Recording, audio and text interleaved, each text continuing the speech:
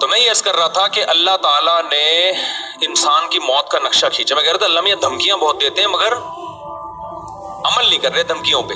تو کیسی کیسی دھمکیاں دیتے ہیں یہ میں ایک آیت سنا میرے ذہن میں آئی تھی اس وقت وہ میں سنا رہا تھا.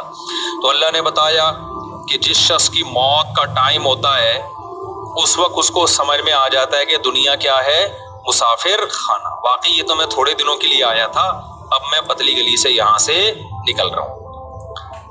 تو وہ موت سے بچنے کی پوری کوشش کرتا ہے. اللہ کہتے ہیں تمام تدبیریں کیا ہو گئیں, ناکام. اب اللہ کہتے ہیں اب میں تجھ سے پوچھوں گا تو نے کیا ہے.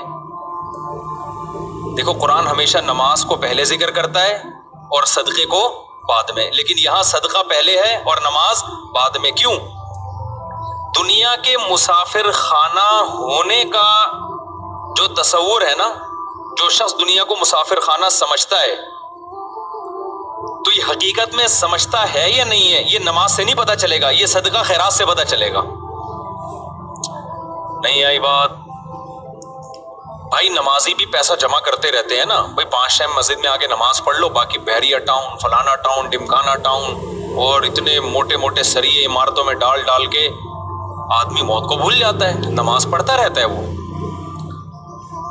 آپ دنیا کو مسافر خانہ سمجھتے ہو یا نہیں سمجھتے یہ نماز سے پتا نہیں چلتا, کیونکہ بہت سے نمازی ہیں جن کے دل میں دنیا کی محبت کے گٹر ابل رہے ہوتے ہیں. وہ کہتے ہیں مجھے